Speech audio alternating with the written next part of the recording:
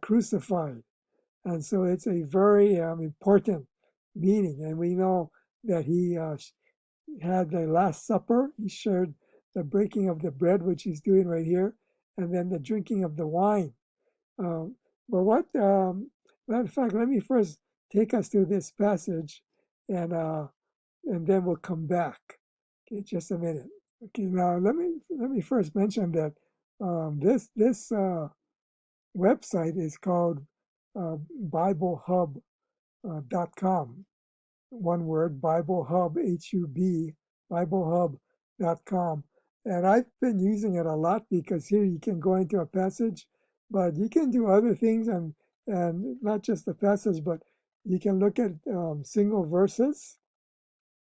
You can look at them in different versions, and you see the different versions that you can see appear, different translations. You can also do Greek word studies with this website. So I really recommend it, BibleHub.com, if you've not been here before. But here we're going to look at John chapter 14 and the first three verses. Here, Jesus again is in the upper room, and he shares with them this uh, truth because he knows that he is about to leave them. And so he says, "Let not your hearts be troubled. Believe in God. Believe also in me." Now, he can see right here that Jesus doesn't have any trouble putting himself next to God the Father because they are co-equal in the Trinity.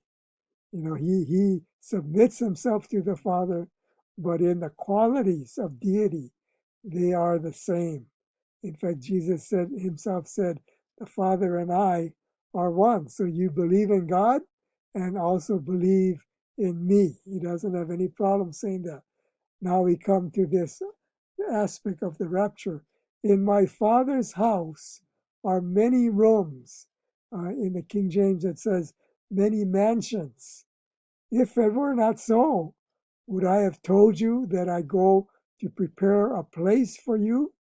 And if I go and prepare a place for you, I will come again and will take you to myself, that where I am, you may be also. Now, if you kept on reading, you come to the very famous verse where Jesus says, in response to Thomas asking him, you know, we don't know the way, and Jesus says, "I am the way, and the truth, and the life." Okay, that's another lesson. But just the beginning part right here, if you listen to what he's saying, you know, basically what Jesus is saying is he's describing a portion of the Jewish wedding rituals. And it is the ritual of the groom who goes to his, after the betrothal and after they have exchanged their vows, and the bride accepts this man that she would be his wife.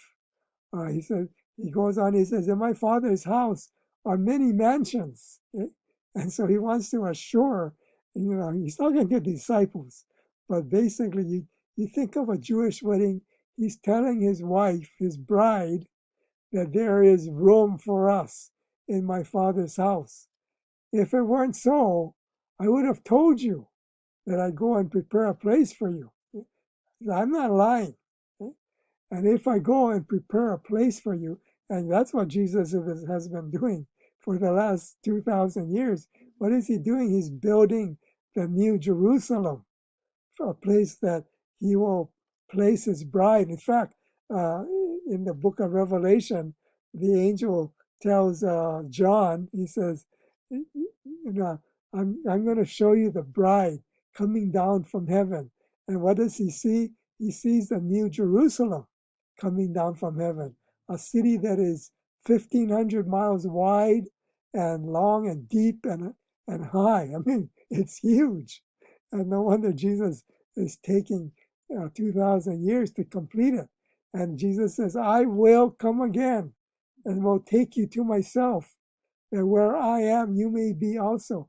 This language right here is Jewish wedding talk. And this is something that the groom would tell his betrothed.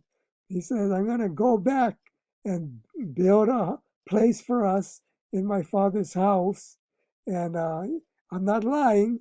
I'm going to go and prepare the place so that when I come back, I will take you to myself, that where I am, you may be also.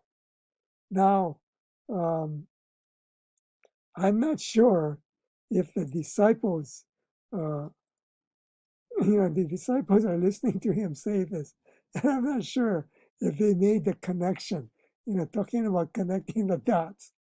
I don't think they could, they heard what Jesus was saying. I mean, in fact, it's hard for a man to think that he's a bride, okay? Just beginning with that concept. And so they weren't really certain what he was saying. But later on, when they wrote it down, and John is right here, right next to Jesus. He's the disciple whom Jesus loved. And he heard it really clearly because he's right next to Jesus. And so he writes it down in his gospel, what Jesus said, because he remembered, especially afterwards, that what Jesus said.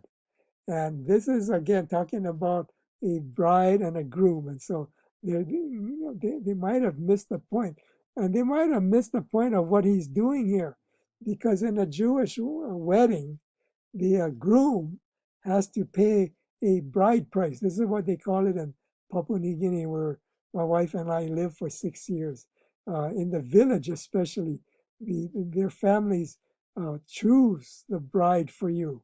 And so the village, the entire village contributes and they pay a bride price to the bride's family. It might be, pigs or cow, which is sweet potatoes, and other things. It could be land, property, maybe, I'm not sure. But you pay the price to the bride's family, in case the marriage doesn't work, the bride isn't left in a lurch. She has something to fall back upon. And so, in the same way, in the Jewish tradition, the groom pays this bride price. It's like a gift for the bride and her family, again, to support her if the marriage doesn't work out. And so, Jesus brings out this pitcher of wine. He says, this wine is my blood, which is shed for you. He's talking to the disciples. And he says, this bread is my body, which is broken for you. And what are these emblems of symbolism? This is the bride price. What price did Jesus pay to gain his bride? He paid for it with his life by shedding his blood, represented by the wine, and having his body crucified, represented by the broken bread. I think a lot of the disciples may have just thought this was part of the Seder supper, but Jesus is actually reenacting the process of gaining a bride. He's showing what he's paying for her and what he's giving to the bride and to buy her for himself. And so that's what happens at the whenever we have communion. We need to think that the Lord bought us with his blood and his body, the breaking of his body. And so this is the price he paid to gain us as his bride. And so in John 14, 1-3, he's basically telling them that you guys are my bride and I'm going to pay for you with my life. And so I'm going to go to my father's house and I'm going to build us a place. And then I'm going to come again. And just as the groom comes, and we're going to talk about that next, and I'm going to take you to myself and I'm going to take you to our home. Of course, then they're going to have the wedding supper and then they're going to have 7 days together in the wedding chamber to consummate their marriage. But that's going to all happen in heaven. But this whole thing is talking about a wedding. And so that's why I think of the rapture as a wedding, not as a triumphant king coming back. Jesus here is building his home for his bride, which is the New Jerusalem here. And he is talking about coming to receive his bride.